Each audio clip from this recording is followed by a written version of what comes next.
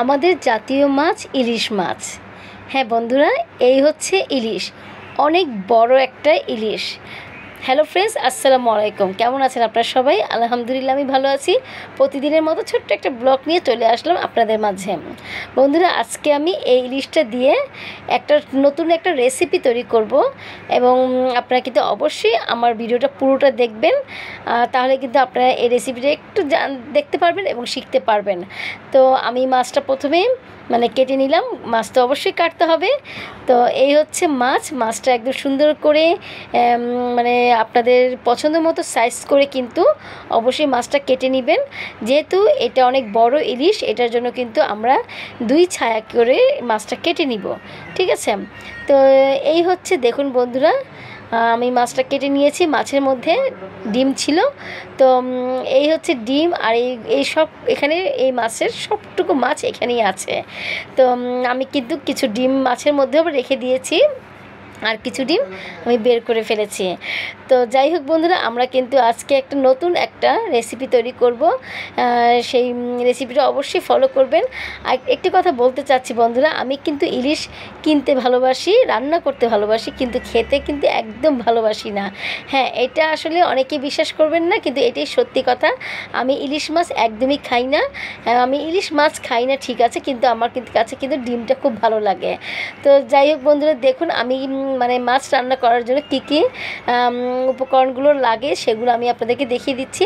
আজকে তেমন কিছুই লাগবে না, শুধু সয়াবিন তেল লাগবে, আর পেঁয়াজ লাগবে, আর কাঁচামরিচ লাগবে, আর একটু লবণ লাগবে। এই দিয়ে আমি আজকে রান্না করব ইলিশ মাছ। তো বন্ধুরা, অবশ্যই আপনারা যারা এই রান্নাটা জানেন না, তারা অবশ্যই আপনারা ট্রাই করবেন এবং একবার হলেও খাবেন, কারণ খুবই টেস্ট হয় রান্নাটা।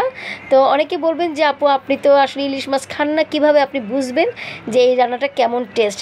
হ্যাঁ বন্ধুরা, আমি মাছ খাই না, ঠিক আছে, কিন্তু আমি তো পেঁয়াজের ঝোলটা খাই। আমি মাছের মধ্যে যে আমি ডিম দিয়ে দিই, সেই ডিম আর পেঁয়াজটা আমি খাই, এতে কিন্তু অনেক টেস্ট পাই আমি, ঠিক আছে? তো এই কারণে বন্ধুরা দেখুন, আমি পেঁয়াজটা একটু লাল হওয়ার পরে কিন্তু মাছগুলো ছেড়ে দিয়েছি, আর উপরে কাঁচামরিচ দিয়ে দিয়েছি, ঠিক আছে?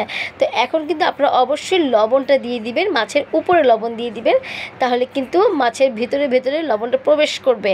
আর আমরা একটু ঢেকে রাখবো 10 মিনিটের মধ্যে। আর এই রান্নাটা কিন্তু ঝটপট হয়ে যায়, রান্নাটা একদম খুব তাড়াতাড়ি হয়ে যায়।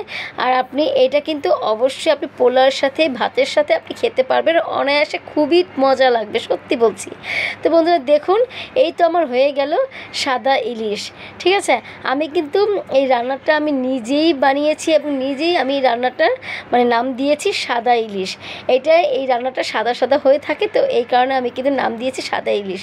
আর কাঁচামরিচের ফ্লেভারের যে এতটাই ভালো লাগে, কি বলবো আপনাদেরকে, যারা কাঁচামরিচ খেতে পছন্দ করেন তারা কিন্তু এই রান্নাটা অবশ্যই করে দেখবেন। এটা শুধু কাঁচামরিচেরই রান্না, ঠিক আছে? কাঁচামরিচ আর একটু ঝোল আর একটু পেঁয়াজ দিয়ে মাছটা খাবেন, নলায় আপনি বুঝতে পারবেন যে এটার টেস্টটা কেমন, ঠিক আছে বন্ধুরা? তো আমি আশা করছি আমার এই ভিডিওটা অবশ্যই আপনারা একটু শেয়ার করে রাখবেন। আপনাদের উপকার হবে, যখনই আপনারা রান্না করবেন তখন কিন্তু অবশ্যই